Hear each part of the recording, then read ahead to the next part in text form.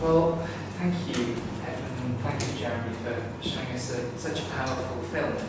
A film remarkable, I think, not only for what it shows us, the human tragedy, the human simplicity and the human resilience, but in that it was able to show any of that at all. Because I want to start just by putting journalism in Burma and journalism about Burma into some sort of context.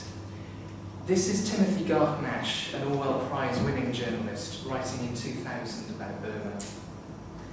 First of all, there is this difficulty. To identify the people I talked with in Burma could send them back to prison. The leaders of this grotesque army state are officially titled, as in some schoolboy version of Orwellian dystopia, Secretary 1, Secretary 2, Secretary 3. So in my notebook, later smuggled out, I refer to their victims as U1, U2, Do1, Do2, and so on. U and Do being in Burmese the respectful forms of Mr. and Mrs. In what I write here, I must further disguise identities and omit telling detail, because precisely it will tell. And to try and quantify that in some way, every year Reporters Without Borders compiles a press freedom index. Last year, Burma came 171st out of 175. The report said, Burma is a paradise for censors. After China and Cuba, it is the world's largest prison for journalists and bloggers. So I'm going to start with a very basic question. Given those conditions, how were you able to make that documentary? Well, I mean, the only way we could do that was through the Democratic Voice of Burma, who are credited at the end, which is an organisation, I'm not sure if you're aware, but it's a Burmese group of exiles who, through a network that they've established over the past 10 years, collect information from within Burma and then feed it back into Burma via satellite, so radio and television news. They're the only guys that really have a network. Well, there's a couple, but they're the main network of people who have covert cameramen inside the country. If any of those guys are caught in filming without the government permission, they can receive at least 10 years in prison, and one of their operatives has just been given a 10-year sentence. They have got about 16 other operatives in prison around the country, but every year they have new people that are want to join them to work.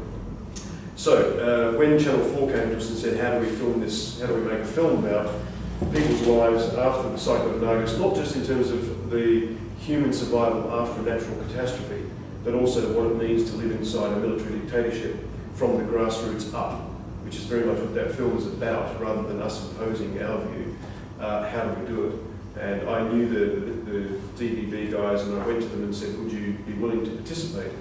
Their main concern was that normally their operatives go to an event, grab a camera out of a bag, film something for a few seconds, put it in the bag and run away, and that's how they survive. This was a completely different ballgame because it meant going to an area that was already under suspicion in the Delta, establishing a relationship with characters, and then going back repeatedly to be able to develop the characters in the way that we saw tonight. And that was really entirely due to their bravery, their courage, their ingenuity, their remarkable will to produce this documentary. And I'd just finally say that what's very interesting actually was that from us sitting here, we were sending them questions. We had a very complicated way of organising communication with them, and we thought of all the great current affairs questions you'd ask people, none of which were asked. None of our questions were really asked at all. And yet, what was remarkable was the questions like, do you love your brother? And what are you going to eat? And all this stuff that I wouldn't have actually written in the questions. No, they're very sensitive. I think that was very sensitive, obviously, to their own people and the empathies. So hopefully you feel the same. You get a kind of sort of a searchlight being shown around a country that's normally in darkness, and probably this group of sort of journalists, cameramen, were better positioned than anyone else to.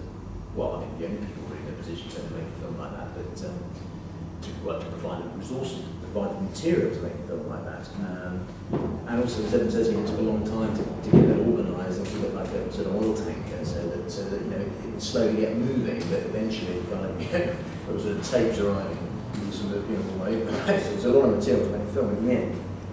But I think rather worrying and upset. She's well, the film took a bit longer to complete than it might have otherwise done. I understand if you can't answer this, but how were you able to communicate this with the camera? Did you need them? How were you able to get the tapes? There's so much we can say and so much we can't say, but basically it's not being silly, it's because they have imposed conditions on what they'd like us to say. It's not because we don't trust anybody here, but it's just the rule. Effectively, we had a number of the key cameramen through the organisation, and we said, select your 5 or 6 best people, bring them into Thailand across the border.